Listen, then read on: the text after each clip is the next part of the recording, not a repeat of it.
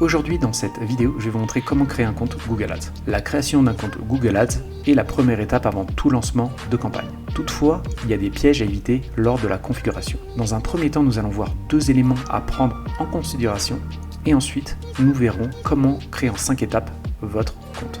Si vous ne me connaissez pas, je m'appelle Frédéric et j'aide les entrepreneurs à développer leur business avec la publicité en ligne. Et justement, je vous ai partagé dans la description de cette vidéo un lien pour télécharger gratuitement une checklist qui vous aidera à créer des campagnes Google Ads optimisées. On commence tout de suite. Premièrement, assurez-vous de partir sur de bonnes bases. C'est-à-dire, avant de créer votre compte et d'enchaîner sur la création de campagne, vous devez avoir mis en place plusieurs actions en amont.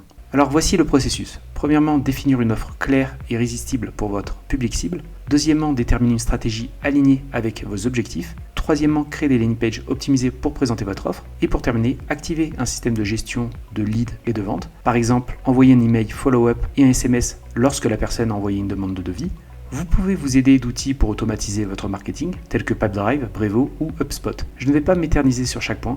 En revanche, je vous recommande sincèrement de les travailler. C'est une condition pour obtenir de bons résultats dans vos campagnes. Le second élément va être de prendre le temps pour faire les choses correctement. Lorsque vous aurez créé votre compte, vous aurez accès à la plateforme Google Ads avec plein de fonctionnalités pour paramétrer vos campagnes. Prenez le temps de bien définir vos objectifs pour déterminer quel type de campagne vous souhaitez activer. Si votre but est de faire reconnaître votre nouveau produit ou service, ou bien votre marque, vous pouvez dans ce cas déployer une campagne YouTube Ads ou une campagne display. Si votre objectif, en revanche, est de générer des leads ou des ventes, vous pouvez créer une campagne search ou une campagne shopping orientée pour la performance.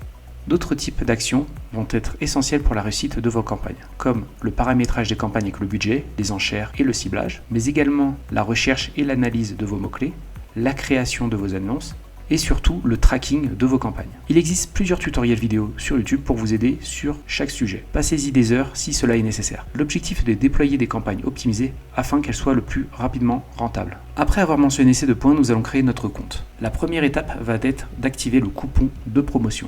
Je vous invite tout d'abord à vous rendre sur Google, puis taper Google Ads dans la barre de recherche.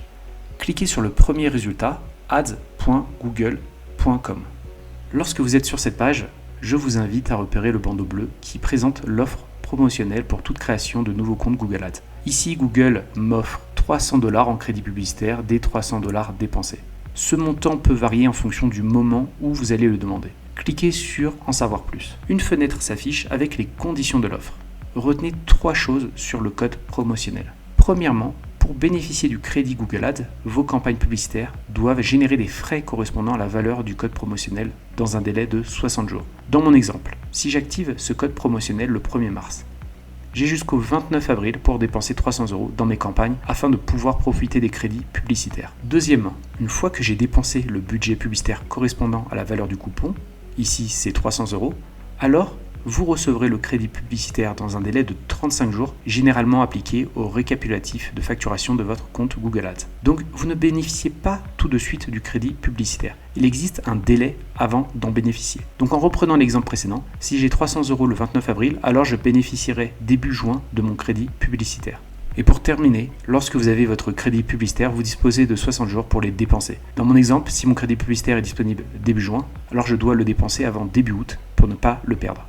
Nous revenons sur notre interface, cliquez sur le bouton bleu « Obtenir mon avoir » pour continuer le processus. Si vous n'êtes pas encore connecté à votre compte Gmail, alors Google vous demandera de vous connecter. Renseignez vos identifiants et cliquez sur « Suivant ».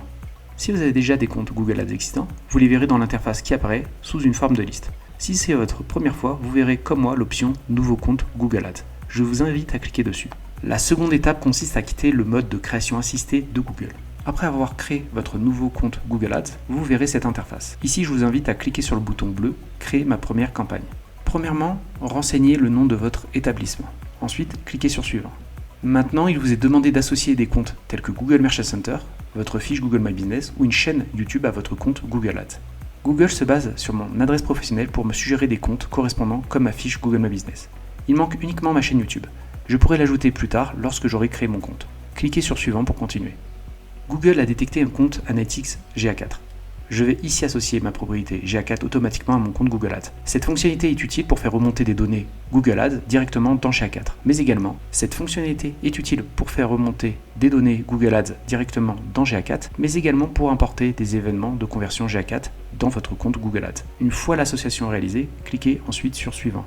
Google souhaite maintenant préconfigurer votre première campagne. Il va vous poser une série de questions. Par exemple, l'objectif de votre campagne. Si vous souhaitez avoir le contrôle à 100% sur le paramétrage de vos campagnes, et c'est ce que je vous recommande, alors je vous invite à cliquer sur le lien à afficher en bas, Ignorer. Une nouvelle fois, cliquez sur Ignorer sur la question liée au type de campagne à créer. En cliquant sur Ignorer une deuxième fois, une pop-up s'affiche pour vous proposer de quitter la création de campagne.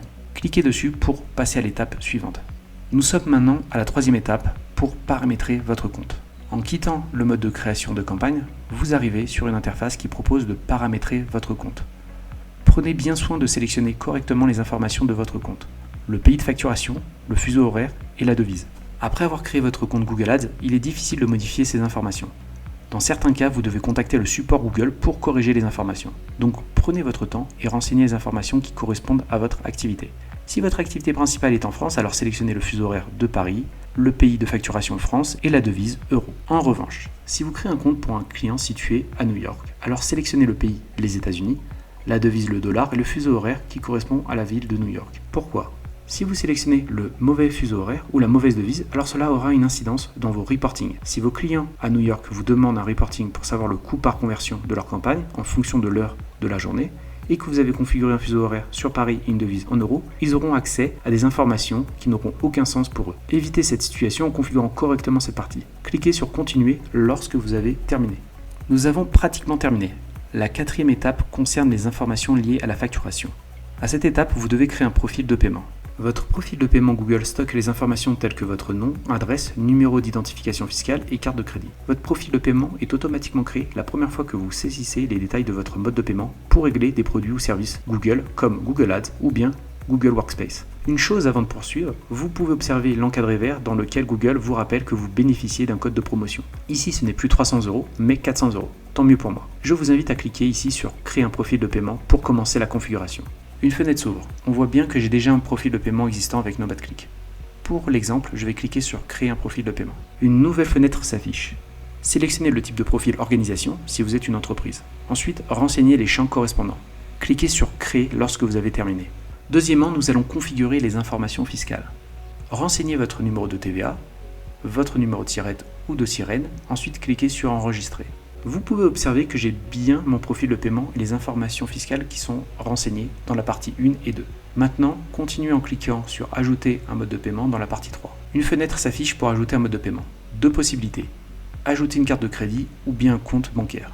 Ici, je vais ajouter une carte de crédit. Pour rappel, pour le lancement d'un nouveau compte, vous disposez que d'un type de paiement, le paiement automatique. Et que dit Google à ce sujet ? Vous ne paierez pour ce service qu'une fois que des coûts auront été engendrés. Le paiement a lieu à la fin du mois ou lorsque vous dépassez un certain seuil.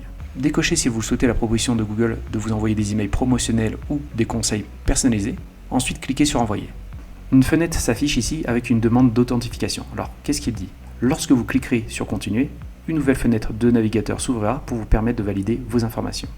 Finalement, en fait, Google m'a envoyé une demande test de paiement pour valider que je suis bien le propriétaire de la carte de crédit. Après avoir validé vos informations de paiement et le paiement test, votre compte est officiellement créé.